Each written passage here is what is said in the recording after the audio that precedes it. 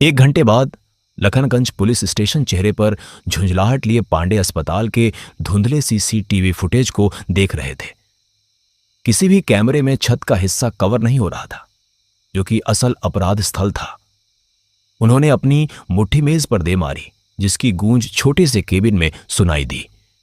कैमरों का फीड बदलते हुए उन्होंने उस गलियारे के फुटेज देखे जहां ममता और तारा ने रात बिताई थी। कुछ नर्सें और मिश्रा अलग अलग समय पर अंदर बाहर हुए थे, लेकिन न तो तारा और न ही ममता कमरे से बाहर निकली थी।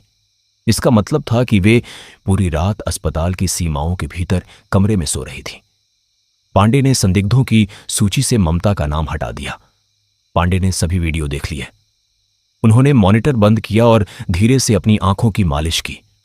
अर्जुन अंदर आया और कागजों के ढेर के बगल में एक स्केच रेखाचित्र मेज पर रख दिया। सर, ममता मैडम के विवरण के आधार पर बनाया गया स्केच यहां है, अर्जुन ने कहा। मुझे 1 मिनट दो, मुझे अपनी आंखों को थोड़ा आराम देना है। तुम बाहर इंतजार करो। अर्जुन आज्ञाकारी ढंग से बाहर निकल गया। इस बीच ममता और तारा पांडे के दफ्तर के बाहर बेंच पर बैठी बेचैन हो रही थीं। तारा के पेट में भूख के मारे मरोड़ उठ रहे थे और कूल्हे का दर्द दवाओं की मांग कर रहा था। उसकी बेचैनी देखकर ममता अर्जुन के पास पहुंची, जो अभी अभी पांडे के कमरे से बाहर निकला था। हम अपना बयान पहले ही दे चुके हैं, हमें और कितनी देर इंतजार करना होगा? उसने अधीरता के साथ पूछा। तारा ने सुबह से कुछ नहीं खाया है और उसे दर्द निवारक दवाओं की जरूरत है। मैं माफी चाहता हूं मैडम, अर्जुन ने सहानुभूति भरे स्वर में जवाब दिया। सर, कभी कभी ऐसे ही हो जाते हैं। क्या आप चाहेंगी कि मैं आपके लिए चाय और कुछ खाना ले आऊं? ममता ने तारा की ओर एक बेबस नजर डाली, जिसने कंधे उचका दिए। अर्जुन की ओर मुड़ते हुए ममता का लहजा थोड़ा नरम हुआ। कोई बात नहीं, चाय अच्छी रहेगी। लेकिन मुझे बताइए सर, उसने सम्मान के साथ पूछा, वह शिकार विक्टिम कौन था? अंदर अपने केबिन में पांडे ने धीरे से आंखें खोली। फिर उन्होंने मेज पर रखे उस स्केच को उठाया जो अर्जुन ने छोड़ा था। उन्होंने एक नजर देखी और जो उन्होंने देखा उसने उन्हें अंदर तक हिला दिया। वह किसी आदमी का चेहरा नहीं था, जैसा कि उन्होंने उम्मीद की थी। इसके बजाय यह किसी चुड़ैल के विभत्स कार्टून जैसा लग रहा था। काला चेहरा, जिसमें चेहरे की कोई आकृति नहीं थी, बस उलझे हुए काले बालों के बीच धंसी हुई 2 चमकती लाल आंखें। पांडे के पेट में एक ठंडा डर बैठ गया। वे तेजी से कमरे से बाहर निकलकर प्रतीक्षालय वेटिंग एरिया की ओर आए। बाहर ममता ने अभी अभी अर्जुन से मृतक की पहचान के बारे में पूछा ही था कि केबिन का दरवाजा झटके से खुला। पांडे बिना मास्क के बाहर निकले। उनकी मुट्ठियां भींची हुई थीं। वे उन महिलाओं की ओर बढ़े। उनकी आंखें ममता पर टिकी थीं। पांडे ने उस स्केच को फाड़ दिया और उसे फर्श पर फेंक दिया। क्या यह कोई मजाक था? पांडे ने ममता की आंखों में झांकते हुए पूछा। नहीं, ममता ने जवाब दिया। देखिए, आपने जो बताया है वह बच्चों की परियों की कहानियों वाली किसी चुड़ैल का चेहरा है। यह ग्रामीणों को दिलचस्प लग सकता है, क्योंकि वे पहले से ही मानते हैं कि हत्याएं डाकिनी ने की हैं। लेकिन आप मुझे इस चीज से कायल नहीं कर सकती। क्या आपने शुरू में मुझ पर विश्वास किया था जब मैंने आपसे कहा था कि मैंने ये हत्याएं अपने सपने में देखी हैं? बिल्कुल, मुझे आप पर विश्वास करना ही नहीं चाहिए था, ममता ने तिरस्कार से आवाज निकाली। वह पुलिस वाले के रवैये से चिढ़ रही थी। वह पिछले 4 घंटों से पुलिस स्टेशन में इंतजार कर रही थी। देखिए, मैंने आपसे कहा था कि वहां एक लाश है। आपको लाश मिल गई। मैंने अपना बयान दे दिया। जब मुझे दोबारा विजन होगा तो मैं सबसे पहले आपको सूचित करना सुनिश्चित करूंगी।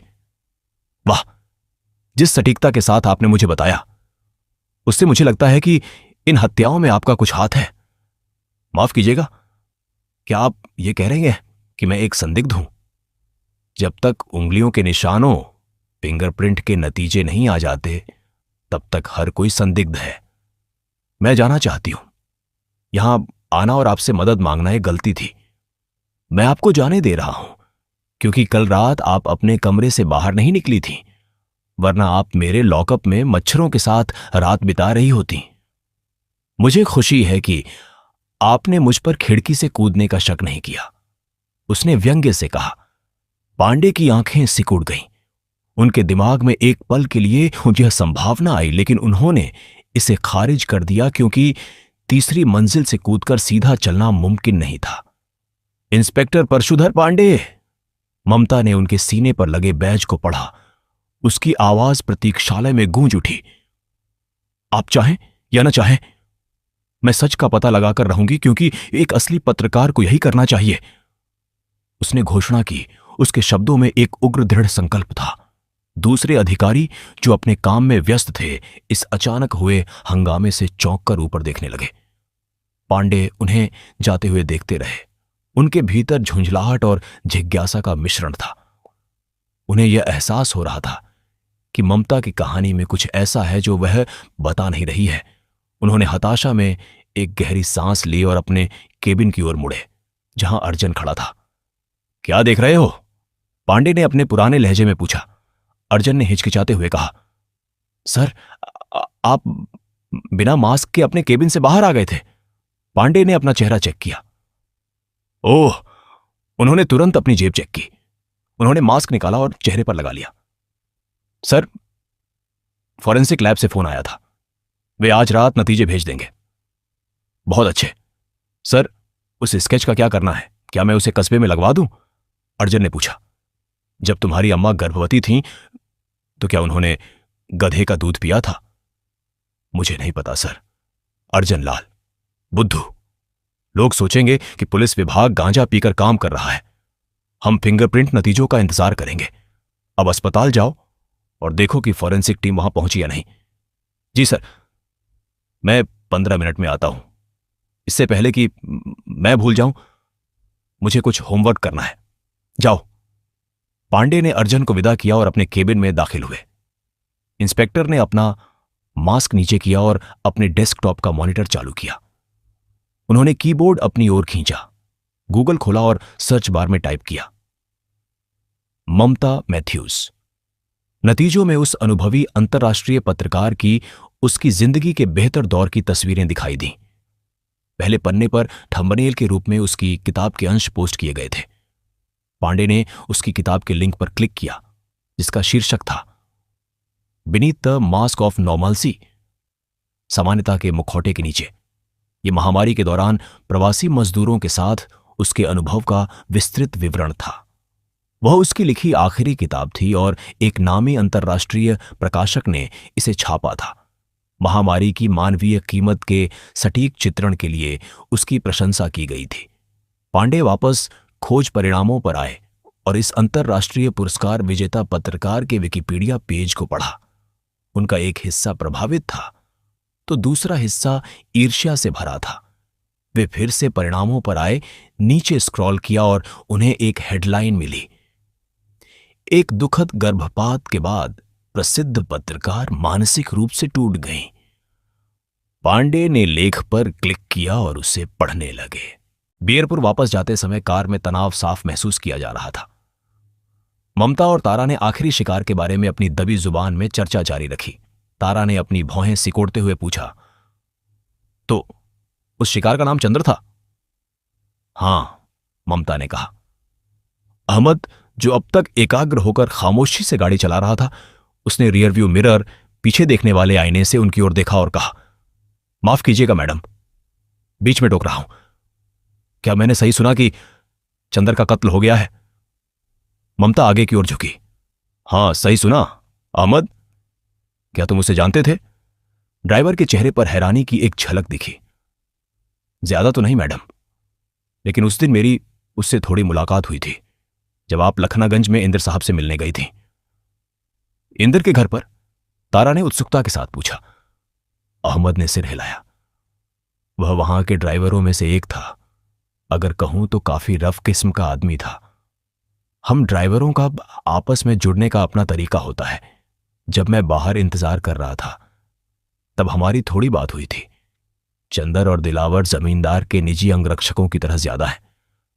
मुझे अब याद आ रहा है, लेकिन डाकिनी इंद्र के ड्राइवर को निशाना क्यों बनाएगी? ममता ने चिंता भरे स्वर में सोचा। अहमद ने कंधे उचकाए। उसने मुझे बताया था कि वह मूल रूप से बियरपुर का ही रहने वाला है।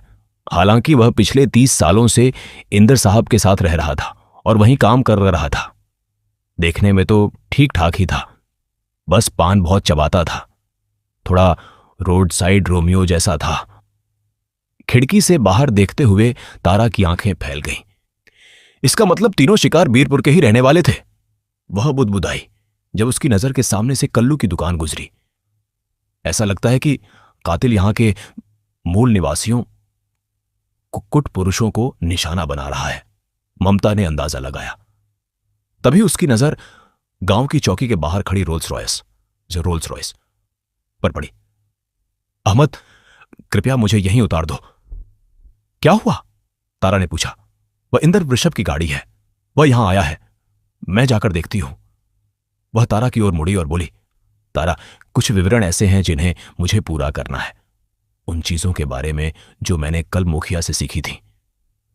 लेकिन उससे पहले मैं चाहती हूं कि तुम इंस्पायर इंटरनेशनल की इमारत की बारीकी से तलाशी लो। देखो कि क्या तुम्हें कुछ ऐसा मिल सकता है जो हमें इसके अतीत तक ले जाए। ठीक है। गाड़ी मोड़ के पास रुकी। मैं इंदर वृषभ से मिलूंगी और इस चंदर के बारे में और जानने की कोशिश करूंगी, ममता ने कहा और एसयूवी से नीचे उतर गई। जैसे ही उसकी गाड़ी इंस्पायर इंटरनेशनल के लिए रवाना हुई, ममता चौकी की ओर चल दी, जहां पूरा गांव इकट्ठा था। धूल भरी चौकी के बीचों बीच रोल्स रॉयस चमक रही थी, जहां ग्रामीणों के साथ एक तनावग्रस्त और बेचैन शेरा सिंह भी इकट्ठा था। इंदर इधर उधर टहल रहा था, उसके चेहरे पर चिंता और उलझन साफ झलक रही थी। उसका दूसरा ड्राइवर दिलावर पास ही पहरा दे रहा था। इंदर ने जवाब तलाशते हुए बेचैन चेहरों को खंगाला, लेकिन उसे बदले में केवल डर दिखाई दिया। चंदर मेरे लिए एक भाई की तरह था। वह रुंधे हुए गले से बोला, मुझे अब भी विश्वास नहीं हो रहा कि वह चला गया, वह भी इतनी बेरहमी से। शेरा ने अपना सिर झुकाए हुए धीरे से कहा, इंदर साहब, हम सब हिले हुए हैं। भीड़ में सन्नाटा छा गया जब इंदर ने खुलासा किया, यहां आने से पहले मैंने ओझा बाबा से बात की है। उनका मानना है कि पूर्णिमा का इंतजार करना व्यर्थ है। उन्होंने निर्देश दिया है कि फांसी आज रात ही दी जाए। पूरी भीड़ में एक सिहरन दौड़ गई। हालांकि डाकिनी का डर उन्हें खाए जा रहा था, लेकिन एक इंसान की जान लेने के विचार ने उनकी रूह कंपा दी। शेरा को हालांकि उस महिला ममता से किया वादा याद आया, जिसने उसके बेटे को बचाया था। वह हिचकिचाया और बमुश्किल फुसफुसाते हुए बोला, लेकिन इंदर साहब, हम ऐसा कैसे कर सकते हैं? इंदर की भौहें तन गईं। क्यों नहीं? उसने आरोप भरे लहजे में पूछा। क्या तुम्हारा उसके साथ कोई अधूरा काम बाकी है? नहीं इंदर साहब, आपका हर शब्द हमारे लिए आदेश है। ऐ चंबा, शेरा ने भीड़ में आवाज लगाई, फांसी की तैयारी शुरू करो। ग्रामीण जो शुरू में सन्नाटे में थे, अब हलचल करने लगे। ये क्या बकवास है? पीछे से एक महिला की आवाज आई। इंदर समेत हर कोई उस दखल देने वाली की ओर गुस्से से मुड़ा। वह ममता थी। तुमने मुझसे वादा किया था कि तुम मेरा सहयोग करोगे, उसने शेरा सिंह पर धावा बोला। इंदर की आंखें सिकुड़ गईं और उसकी नजरें कठोर हो गईं। क्या यह सच है शेरा? उसने धमकी भरे स्वर में पूछा। शेरा ने अपना सिर झुका लिया। वह किसी से भी आंखें मिलाने की स्थिति में नहीं था। मैडम, मैं इस मामले में आपकी मदद नहीं कर सकता, मुझे वास्तव में खेद है, वह हकलाया। उसकी आवाज उसके भीतर के संघर्ष को बयां कर रही थी। मैं ऐसा नहीं होने दूंगी। इंद्र ने अपनी प्रभावशाली उपस्थिति के साथ उसे ऐसे लहजे में संबोधित किया जिसमें बहस की कोई गुंजाइश नहीं थी। और आप होती कौन है मुझे रोकने वाली? सुश्री ममता। तर्क और विवेक की आवाज। उसने अडिग नजरों के साथ पलटकर कहा, पुलिस जांच कर रही है और आप कानून को अपने हाथ में नहीं ले सकते। आप उस खतरे को नहीं समझती जिसका हम सामना कर रहे हैं। मैं ये समझती हूं कि आप एक मासूम महिला की जान जोखिम में डाल रहे हैं, एक ऐसी महिला जो पेट से है, और यह सब एक विच हंट, चुड़ैल के शिकार के नाम पर हो रहा है। अगर आपको याद हो तो मैंने आपसे कहा था कि यह अवैध है और कानूनन दंडनीय है। धूल भरी चौकी में ममता की आवाज गूंज उठी। शत्रुतापूर्ण नजरों के बावजूद उसके शब्दों में फौलादी दृढ़ संकल्प था। इंद्र चुप रहा। उसका जबड़ा भेंचा हुआ था और उसकी आंखें खतरनाक दरारों जैसी छोटी हो गई थीं। भीड़ पर एक ऐसा तनावपूर्ण सन्नाटा छा गया जो दम घोटने के लिए काफी था। दिलावर की मुट्ठियां भींच गईं। ग्रामीणों ने घबराहट में एक दूसरे को देखा। ममता निडर होकर खड़ी थी, डर और अंधविश्वास के ज्वार के खिलाफ अवज्ञा का एक अकेला द्वीप बनी हुई। सन्नाटा खिंचता गया, जिसे केवल दूर किसी कौए की पुकार ने तोड़ा। फिर इंद्र के होठों पर एक फीकी मुस्कान उभरी, जो उसकी आंखों में चल रहे बवंडर के बिल्कुल विपरीत थी। कानूनी रास्ता, सुश्री ममता, वह उपहास करते हुए बोला। उसकी आवाज में तिरस्कार था। आप वास्तव में यहां अपने प्रभाव को बहुत ज्यादा आंक रही हैं। ये लोग आपके आदेशों पर चलने वाले नहीं हैं और इनका डर आपके द्वारा बेचे जाने वाले न्याय के किसी भी क्षणिक विचार से कहीं अधिक मजबूत है। उसने ग्रामीणों पर अपनी नजर दौड़ाई। उनके चेहरे झुके हुए थे, कुछ थोड़ा कांप रहे थे। आपको वाकई लगता है कि ये साधारण लोग अपनी सुरक्षा के खिलाफ बोलने की हिम्मत करेंगे? वह ममता के और करीब आया, उसकी आंखों में झांकते हुए धमकी दी। वे मेरा विरोध करने के परिणाम जानते हैं। इसके अलावा इस गांव में न्याय कानून की धूल भरी किताबों से नहीं, बल्कि त्वरित कार्रवाई से मिलता है। उसकी आवाज एक खतरनाक अंतिमता के साथ ऊंची हुई। और आज रात हम कार्रवाई करेंगे। ममता को एक आखिरी बार घूरते हुए इंद्र अपनी रोल्स रॉयस की ओर तेजी से बढ़ा। उसका गुस्सा गर्मी की लहरों की तरह फैल रहा था। वह अंदर बैठा और चिल्लाया, मैं अभी जा रहा हूं शेरा, लेकिन मैं आज रात ओझा बाबा के साथ वापस आऊंगा। हम इसे खत्म करेंगे, चाहे जो भी हो। दिलावर भी उसके पीछे गया। ड्राइवर की सीट संभाली और कार का दरवाजा जोर से बंद कर दिया, जिसकी गूंज उस सन्नाटे में फैल गई। रोल्स रॉयस चालू हुई और धूल उड़ाती हुई तेजी से निकल गई। पीछे एक ऐसा गांव छोड़ गई जो एक भयानक कृत्य की कगार पर खड़ा था। ग्रामीण जो हिले हुए और अनिश्चित थे, ममता की ओर मुड़े। उनकी आंखों में डर, उम्मीद और अवज्ञा की एक हल्की चिंगारी थी, जो ममता के साहस ने सुलगाई थी। ममता अडिग खड़ी रही। उसका दिल पसलियों के खिलाफ जोर जोर से धड़क रहा था। वह जानती थी कि लड़ाई अब भी शुरू हुई है और एक मासूम महिला की रक्षा करने और सच को उजागर करने का बोझ पूरी तरह उसके कंधों पर था। वह चारों ओर से घिरी हुई थी, लेकिन उसे केवल एक व्यक्ति से उम्मीद थी। उसने अपना सेलफोन निकाला। नेटवर्क नहीं था, इसलिए वह बेकी को फोन करने के लिए कल्लू की दुकान की ओर भागी।